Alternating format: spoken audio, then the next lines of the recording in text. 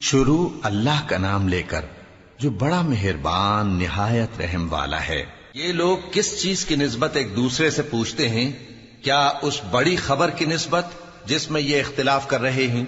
دیکھو یہ انقریب جان لیں گے، پھر دیکھو یہ انقریب جان لیں گے۔ کیا ہم نے زمین کو بچھونا نہیں بنایا اور پہاڑوں کو اس کی میخیں نہیں ٹھہرایا؟